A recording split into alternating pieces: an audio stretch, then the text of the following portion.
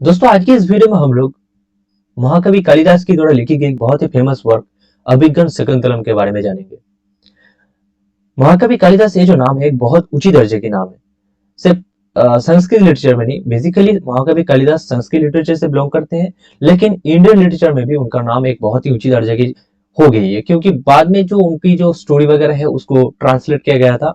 जैसे कि अभिज्ञान शकुंतलम को पहले संस्कृत में लिखा गया था, उसके बाद इसको इंग्लिश में ट्रांसलेट किया गया था। तो इसीलिए अब महाकवि कालिदास का जो नाम है एक बहुत ही हाई लेवल की नाम है। उनका नाम ही काफी है एक तरीके से। जैसे कि इंग्लिश लिटरेचर में बहुत सारे राइटर हैं, जैसे कि विलियम शेक्सपियर की नाम बहुत ऊंची दर्जे की नाम है, उस तरह से ही महाकवि कालिदास की नाम भी Sanskrit literature, Indian literature, Bengali literature सभी में बहुत ऊंची दर्जा के नाम है। उनके बारे में ज्यादा डिटेल हम लोग नहीं जानते, तो बहुत छोटी छोटी कुछ शॉर्ट स्टोरीज आती है उनके बारे में, वो शायद आप सभी को भी पता होगा। तो हम लोग अब महाकवि कालिदास को जो बैकग्राउंड है इग्नोर करेंगे और जो स्टोरी है वो स्टोरी स्टार्ट करेंगे। दोस्तों, एक 7 एक्ट का प्ले है, बहुत ही मजेदार प्ले है, आप सभी को डेफिनेटली बहुत पसंद आएगा। तो वीडियो का अंत तक देखिए, शायद आप सभी को पूरी जो जानकारी है मिल जाएगी। तो चलिए शुरू करते हैं आज का वीडियो। दोस्तों, हम लोग हमेशा क्या करते हैं, जो कैरेक्टर को एनालाइज करते हैं, लेकिन बहुत सारे कैरेक्टर है अभिगम शकुंतलम में। तो सभी कैरेक्टर को अगर डिटेली बताने लगा तो क्या होगा, वीडियो बहुत लंबा हो जाएगा। तो हम लोग जो प्रोलोग समरी समरी की ओर बढ़ेंगे और कैरेक्टर जो एक एक करके आएगा हम लोग को समझ जाएंगे, कोई दिक्कत नहीं आएगी। ठीक है, तो हम लोग पहले से ही पहले एक्ट जो है दी चेस, जो पहले एक्ट का नाम है दी चेस, उसे स्टार्ट करते हैं। कैरेक्टर को बाद में हम लोग डिस्कस कर लेंगे। ठीक है, कोई दिक्कत नहीं आएगी।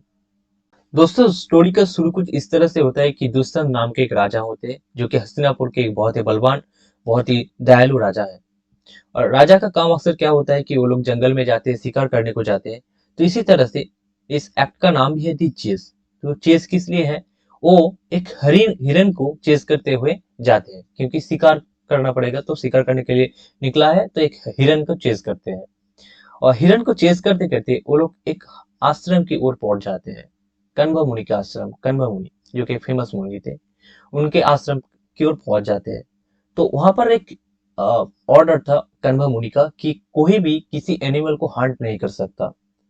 तो वहां पर एक हर्मिटेज था जिनका नाम था भई कनसन, जो कि कण्व मुनि के आश्रम में ही रहता था। तो उन्होंने कहा कि आप यहाँ पर रुक जाइए, यहाँ पर शिकार करना माना है, आप किसी भी एनिमल को चोट नहीं पहुंचा सकते। तो दुष्यंत ने वहां पर रोक दिया अपनी जो रथ है, एक्चुअली वो घोड़ा की जो रथ होती है वहां पर उसकी उसमें सवारी होकर जा रहे थे। तो वहां पर उन्होंने गाड़ी जो है रोक दिया और वहां से उतरकर उनकी जो आधे से आदेश को सम्मान दिया। तो वही का नशा जो कि हर्मिटिज था, उन्होंने उनको एक वरदान दिया कि तुम जो है तुम बहुत अच्छे हो, तो तुम्हारी जो सुपुत्र होगा वो बहुत ही नेक दयावान और तुम्हारी क्वालिटी जो है उसमें होगा, और वो एक दिन पूरी दुनिया पर राज करेगा। पूरी दुनिया पर नहीं, एक्चुअली राज करेगा। ठीक है, तो बहुत खुशी हो गया दुष्यंत। दुष्यंत एक्चुअली अकेले नहीं था, अकेला ही नहीं गया था, उसके साथ ये जो रथ जो चला रहा था जिसका नाम है माधव, वो भी साथ में था। तो उन्होंने उन्होंने मतलब बैखनासा ने, जो कि हर्मिटेज था, उन्होंने कहा कि तुम अगर यहाँ पर आ ही गए हो तो एक काम करो, कण्व मुनि पास में एक आश्रम में रहते थे, तुम वहां से उनसे एक बार मिल लो, क्योंकि वो फेमस हर्मिटेज है, तो आप प्लीज उससे मिल लो। तो जो दुष्यंत था, जो कि राजा था, उन्होंने कहा चलो एक बार मिल लेते हैं, लेकिन वो सोचे कि जो हर्मिटेज है, जो कि कण्व मुनि है, वो शायद मैं अगर राजा के ड्रेस में जाऊं तो शायद मुझसे ना मिले। तो मैं एक काम करता हूँ, मैं जो सारी ड्रेस है अपना, वो अपना ड्रेस को है खोल देता हूँ, उतार देता हूँ, उसके बाद नॉर्मल जो आदमी है, नॉर्मल आदमी के तौर पर उनसे मिलता हूँ। तो उन्होंने अपनी जो ड्रेस है उतार दिया और फिर मिलने को चला गया कण्व मुनि के आश्रम में, लेकिन कण्व मुनि वहां पर नहीं था। तो दुष्यंत जब वहां पर पहुंचे तो वो एक पेड़ था, पेड़ के पीछे छुप गया, क्योंकि 3 लड़की जो है प्रियंवदा, अनुष्या और शकुंतला आपस में बातचीत कर रहे थे और पेड़ में पानी दे रहे होते। ठीक है, बहुत सारे पेड़ था वहां पर। तो जो राजा दुष्यंत पास में से ये सब देख रहे थे, शैडो में से। उसके बाद शकुंतला को उन्होंने जब पहले ही देखा तो शकुंतला की उनके मन में लड्डू फूटने लगा कि शकुंतला मुझे चाहिए, मतलब बहुत पसंद आ गया था शकुंतला को। तो आपस में जब शकुंतला और प्रियंवदा उनसे बातचीत कर रहे होते तो एक मधुमक्खी उन लोगों को डिस्टर्ब करते हैं। तो जो राजा था दुष्यंत, उनको बहुत डिस्टर्बिंग एलिमेंट लगा ये कि एक मधुमक्खी मेरी शकुंतला को परेशान करे। तो वहां से निकलकर जो मधुमक्खी है, मधुमक्खी को वो भगा दिया दुष्यंत ने। अब दोस्तों शकुंतला एक स्ट्रेंजर को देखा, जैसे कि दुष्यंत था स्ट्रेंजर, उनको पता नहीं था कि वो कौन है। तो दुष्यंत को देखकर वो भीत हो गया कि मुझे शायद कुछ नुकसान पहुंचा सकता है। तो क्या हुआ, दुष्यंत अपनी परिचय दिया उनको। उसके बाद शकुंतला और दुष्यंत आपस में जब बातचीत कर रहे होते हैं तो उन दोनों को मन में ही दोनों के लिए प्यार बढ़ने लगा था। तो दुष्यंत जो है शकुंतला से पूछते हैं कि आप कौन हो, आप यहाँ पर क्या कर रहे हो। तो कहते हैं कि मैं ऋषि कण्व की बेटी हूँ। तो दुष्यंत कहते हैं ये कैसे हो सकता है, क्योंकि ऋषि जो कण्व है वो तो ब्रह्मचारी है, तो आप उनकी बेटी कैसे हो सकते हो। तो प्रियंवदा उषा ने उन्हें बताया कि एक्चुअली एक्चुअली शकुंतला कण्व मुनि की बेटी नहीं है। एक्चुअली कण्व मुनि ने उनको पाला था, और शकुंतला अप्सरा मेनका और ऋषि विश्वामित्र की बेटी है। जब अप्सरा मेनका स्वर्ग की ओर जा रहे थे तो उन्होंने ऋषि कण्व को दे गया था कि तुम इसे पालो। तो ये सुनकर जो दुष्यंत है उनको थोड़ा सुकून मिला, क्योंकि वो सोचने लगा कि शकुंतला अब तो मेरी बराबर की है, तो शायद कास्ट को लेकर भी कोई प्रॉब्लम नहीं होगा। अब शकुंतला जो है मेरी बराबरी के है। तो ये सुनकर खुशी हुआ। अब दोस्तों जो दुष्यंत है, दुष्यंत तो शकुंतला को देखकर पसंद आ गया था उसको। तो उस दिन शकुंतला, प्रेमवदा, अनुसुईया, इन तीनों के पास ही कोई भी मेहमान आए तो हॉस्पिटलिटी की जिम्मेदारी शकुंतला के ऊपर ही था। तो राजा की बहुत अच्छी तरह से हॉस्पिटलिटी किया गया। दोस्तों वो लोग जब आपस में बातचीत कर रहे होते हैं तब किंग दुष्यंत ने उनको बहुत पसंद आ गया था, तो उन्होंने कहा तुम एक रिंग रख लो। शकुंतला को दे देता है एक रिंग टोकन के तौर पर। इसी तरह से दोस्तों जो फर्स्ट एक्ट है, फर्स्ट एक्ट खत्म होता है। अब आता है दोस्तों सेकंड एक्ट। सेकंड एक्ट का नाम दिया गया है कंसलमेंट ऑफ द टेरिंग। अब दोस्तों यहाँ पर क्या होता है, पहली बात तो शकुंतला ने दुष्यंत की हॉस्पिटलिटी की बहुत अच्छी तरह से। अब दोस्तों दुष्यंत जो है घर आ गया था। घर मतलब कहाँ, उस जंगल में ही जहां पर वो लोग रुके थे वहां पर आ गया था। रात भर उन्होंने शकुंतला के बारे में सोचा। उसके बाद दोस्तों फिर से नेक्स्ट डे एक एक्सक्यूज लेकर आश्रम की ओर चल पड़ा। अब दोस्तों वहां पर पहुंच के उनको पता चला कि कुछ स्पिरिट्स जो है, स्पिरिट्स इस आश्रम की लड़की जो है, लड़की को डिस्टर्ब कर रहे थे। तो उनको पूछा गया कि आप इस स्पिरिट को भगाने में मदद कर सकते हैं। तो दुष्यंत तो भाई रेडी थे। दुष्यंत ने कहा हाँ जरूरी, मैं मदद करूंगा। एक्चुअली उनको एक्सक्यूज था वहां पर रहने को, लेकिन उस स्पिरिट को भगाने के बाद ही राजमहल से खबर आती है कि एक्चुअली उन्होंने उनकी माँ को वादा किया था कि मैं कुछ रिचुअल्स के लिए जरूर आऊंगा, आप जो रिचुअल्स है आप रख दो, मैं जरूरी आऊंगा। तो जैसे तैसे करके उन्होंने मैनेज किया। मैनेज किस तरह से किया, उनकी जो फ्रेंड माधव था, तो उन्होंने कहा कि तुम तो मेरे भाई जैसा हो, तो तुम एक काम करो, मेरे जाना और तुम्हारे जाना एक ही बात है, तो तुम चले जाओ, कह दो कि राजा कुछ बिजी हैं, उन्होंने भाई के तौर पर मुझे भेजा, और जो रिचुअल है रिचुअल आप लोग कर लो। तो जैसे तैसे करके मैनेज कर लिया। इस तरह से दोस्तों सेकंड एक्ट जो है खत्म हो गया है। अब बारी है थर्ड एक्ट की। थर्ड एक्ट का नाम रखा गया है लव सॉल्यूशन। इसमें क्या होता है, किंग डिक्शन जो है अपनी भाई मतलब माधव को कहते हैं कि तुम चला जाओ। तो जंगल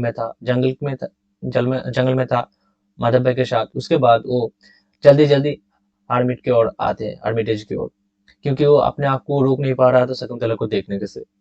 तो आकर ये छुप छुप कर प्रियंवदा, अनुसुईया और जो शकुंतला है उसके बीच में जो बातचीत है छुप कर सुनता है। प्रियंवदा अनुसुईया को शकुंतला बताता है कि मैं राजा से बहुत प्यार करता है, तू कैसे बताया जाए। ऐसे राजा भी प्यार करता था और शकुंतला भी प्यार करने लगा। अब दोस्तों प्रियंवदा अनुसुईया ने कहता है कि चलो तुम एक लव पोएम लिखो और पढ़कर सुना दो तो शायद वो मान जाए।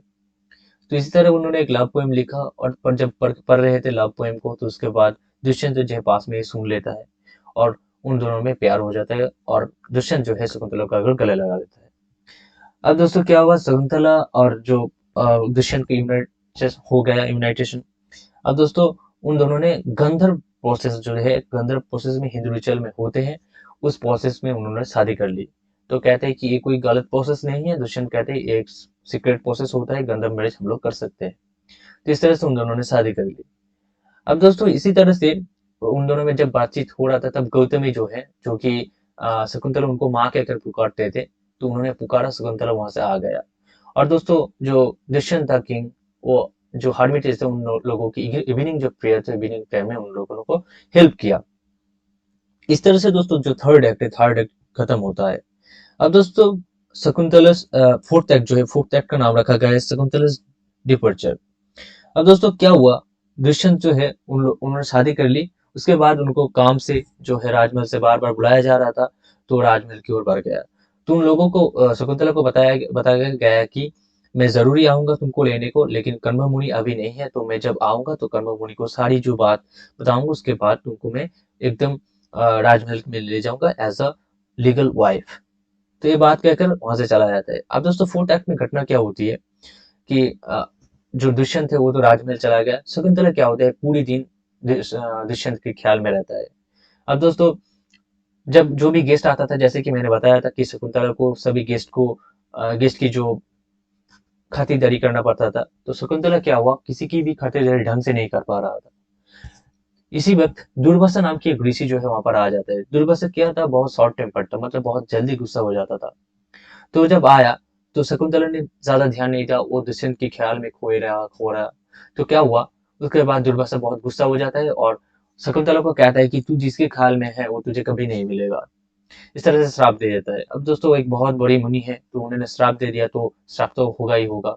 अब दोस्तों प्रियंवदा 19 उसके पास जाता है और बहुत अच्छी तरह समझ जाता है कि सॉरी गलती हो गया है, ये कुछ बात है, उन लोगों में शादी हुई, तो सारी चीज कहते हैं। उसके बाद जो है दुर्वासा शांत होता है।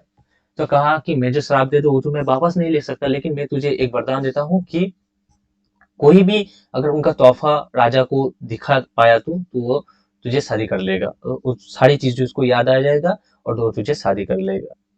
तो दोस्तों इस तरह से जो है अगली एक्ट जो फोर्थ एक्ट है वो खत्म होता है। अब दोस्तों यहाँ पर एक चीज हो गया फोर्थ एक्ट में, और भी दो चीजें जो हो गया। इसी वक्त क्या हुआ, शकुंतला प्रेग्नेंट हो गया है। ठीक है दोस्तों, तो इस तरह से जो है एक चीज तो क्लियर होगी कि वो वापस मिलेगा राजा को शकुंतला वापस मिल जाएगा, लेकिन देरी होगा। अब दोस्तों एक्ट 5 शुरू होता है।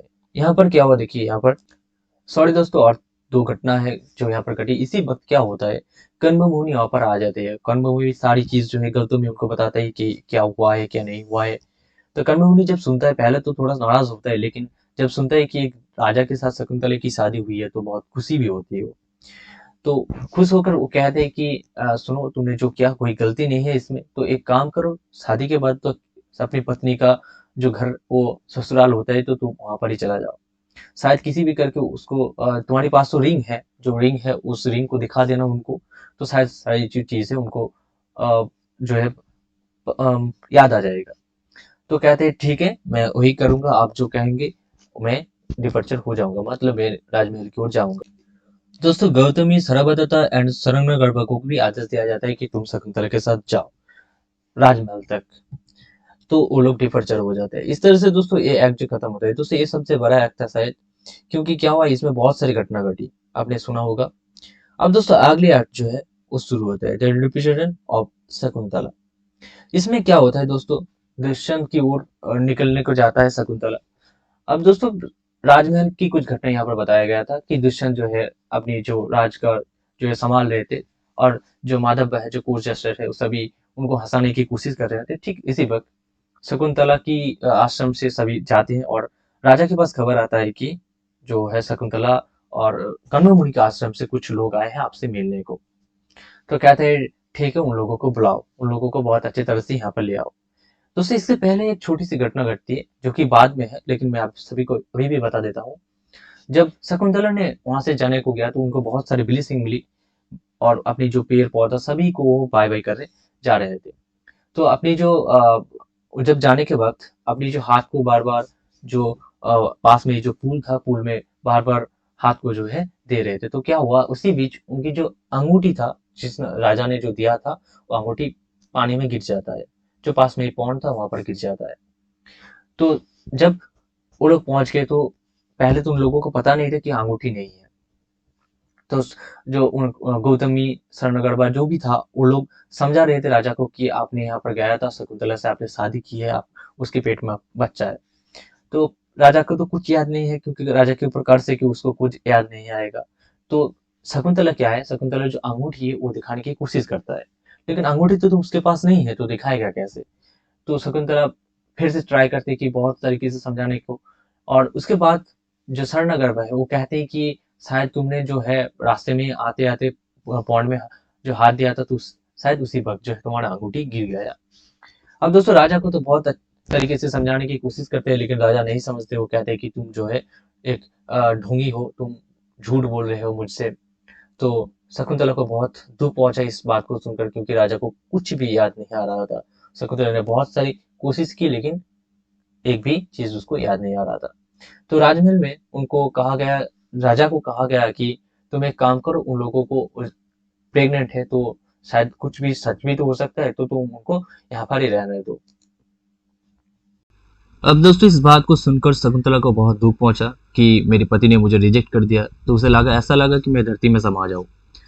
ठीक उसी वक्त अचानक से, मतलब वो बहुत दुख में था, उसी वक्त उनकी एक बिजली सा चमकता है, और जो शकुंतला है, शकुंतला के पास जैसे कोई अप्सरा आया ऐसा देखा जाता है। तो सच में कोई अप्सरा ही आया था, वो था उसकी माँ मेनका। दोस्तों मैंने कहा था कि मेनका ने उसको छोड़कर, मतलब कण्व के पास छोड़कर चला गया था। तो मेनका जब देखा कि मेरी बेटी दुख में है, तो मेनका आ गया और शकुंतला को वहां से ले गया। अब दोस्तों दुष्यंत को सभी कहने लगे कि चलो तुम एक काम करो, उनके पेट में तो बच्चा है कोई, तो उस बच्चे में अगर कोई भी निशानी मिलेगा तो हम लोग उसको आपकी पत्नी मान लेंगे। तो एक काम कीजिए, आप उनको यहाँ पर ही रहने दीजिए। दुष्यंत को सभी ने कहा, लेकिन तो दुष्यंत राजी हो गया, लेकिन बहुत देर हो चुका था, क्यों कि मैंने कहने उसको लेकर भाग गया था। तो एक ने आके कहा दुष्यंत को कि कोई अप्सरा टाइप का आया और शकुंतला को लेकर यहाँ से भाग गया। अब दोस्तों इसी तरह से जो एक्ट 1 खत्म होता है, अब दोस्तों एक्ट 6 जो है स्टार्ट होता है। इसका नाम रखा गया है सेपरेशन फ्रॉम शकुंतला। शकुंतला के जाने के बाद वहां पर दो पुलिस वाला आता है, एक फिशरमैन को पकड़ कर ले आता है वहां पर। क्यों ले आता है दोस्तों? क्योंकि उस फिशरमैन के पास एक राजा की अंगूठी था। राजा की अंगूठी मतलब क्या है दोस्तों? राज दरबार की एक अंगूठी था। वो अंगूठी उस अंगूठी था जहाँ जो शकुंतला को दुष्यंत ने दिया था। ठीक है दोस्तों। तो क्या हुआ, फिशरमैन जो है सुबह सुबह मछली पकड़ने गया था। मैंने कहा था कि शकुंतला की जो अंगूठी है वो नदी में गिर गया था, नदी में नहीं, पौंड में गिर गया था। तो जो फिशरमैन है वो मछली पकड़ने को गया था, तो उसकी जाल में जो है अंगूठी फंस गया था। लेकिन पुलिस वाले ने सोचा था क्या कि शायद उसने वो अंगूठी चुराई है। तो फिशरमैन वहां पर फिशरमैन को जब पुलिस वाला ले आते, क्योंकि सोचा कि राज दरबार की अंगूठी है तो शायद चोरी कर लिया इसने। तो उसके बाद दुष्यंत उस अंगूठी को देखता है। अंगूठी को देखकर उसको सारी चीज जो है याद आ जाती है कि शकुंतला कैसे कैसे उसकी शादी हुई थी, वो दोनों आपस में कैसे लाभ में थे, बॉन्डिंग में थे। तो सारी चीज जो है दुष्यंत को याद आ जाती है। तो उसके बाद फिशरमैन को कहता है कि इसे छोड़ दो और उस अंगूठी की जो कीमत है उसको दे दो, क्योंकि वो अंगूठी मिल गई है, मुझे सारी चीज जो है याद आएगी, यही बहुत काफी है।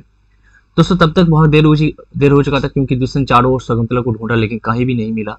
उसके बाद जो दुष्यंत है बहुत टूट जाता है।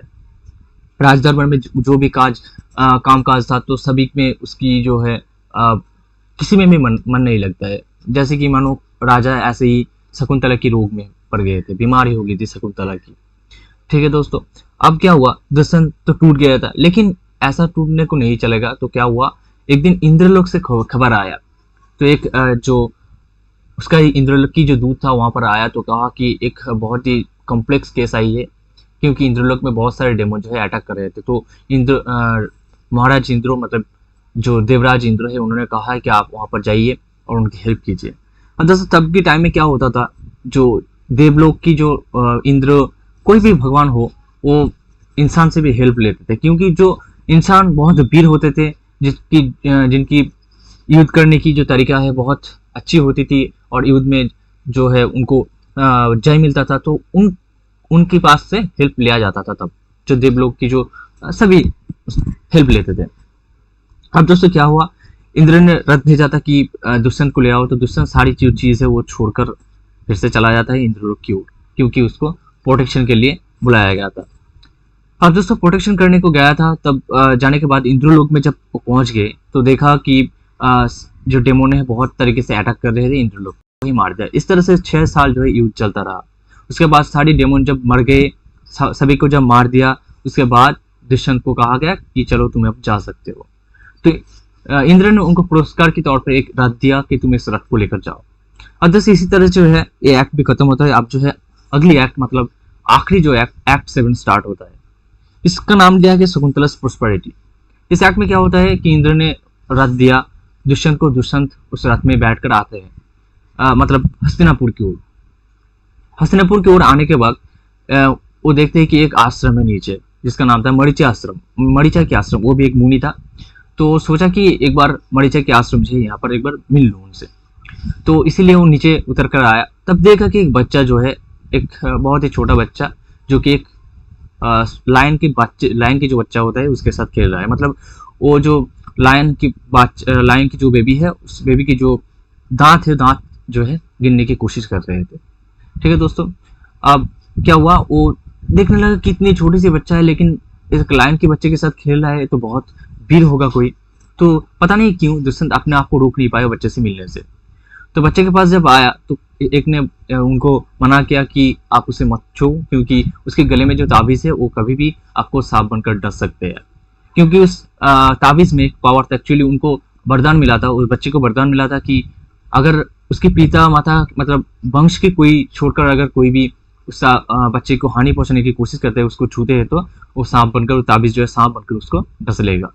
लेकिन दुष्यंत अपने आप को रोक नहीं पाया, वो बच्चे को उठा लिया। वो बच्चे को जैसे ही गोद में उठाया तो जो ताबीज है वो चमकने लगा, क्योंकि ऐसा ही वरदान था कि ताबीज जब उसके पिता ने छुएंगे उसको तो चमकने लगेगा।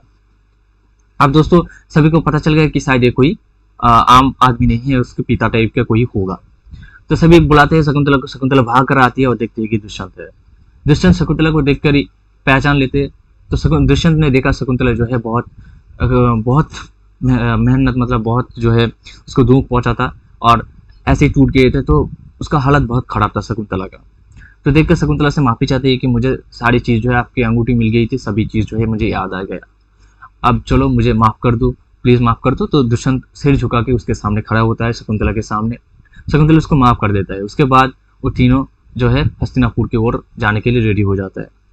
अब दोस्तों हस्तिनापुर की ओर जाने से पहले वो लोग इंद्रदेव के जो पिता है उनसे मिलते हैं और उनको आशीर्वाद, उस बच्चे को आशीर्वाद मिलता है। उस बच्चे का नाम था सर्वदामाना। उस बच्चे को आशीर्वाद मिलता है कि तुम एक दिन जो है पूरी दुनिया पर राज करोगे। अब दोस्तों ऐसा ही हुआ, तो उसका नाम भी भरत हुआ। जो कौरव पांडव है, आप सभी को पता ही होगा कि उस भरत की जो है वंश है। तो दोस्तों इस तरह से जो है शकुंतला और दुष्यंत अपने बच्चे को लेकर हस्तिनापुर आ जाते हैं। हस्तिनापुर के आने बाद वो लोग शांति में रहने लगता है। और दोस्तों इसके बाद भी कुछ स्टोरी है महाभारत से रिलेटेड है। वो शकुंतला को उसके बच्चे की जो है गद्दी लेकर लड़ाई करना पड़ता है, तो वो सारी चीजें महाभारत की है। तो दोस्तों इसका एंडिंग जिस तरह से होता है, दुष्यंत और शकुंतला का मिलन होता है, वो इस स्टोरी का जो है एंडिंग होता है। तो दोस्तों ये सब समरी, आई होप कि आपको पसंद आया होगा। अगर वीडियो पसंद आए तो वीडियो को प्लीज लाइक कीजिए, चैनल को प्लीज सब्सक्राइब कीजिए। इसी तरह से बहुत सारी वीडियो चैनल में आने वाला है। और दोस्तों आपकी कोई डिमांड अगर होगी तो कमेंट में बताइए, और अगर कोई भी चीज डाउट लगे तो मुझे कमेंट में बताइए। मिलते हैं नेक्स्ट वीडियो पर, तब तक अच्छे से रहिए। Thanks for watching my video.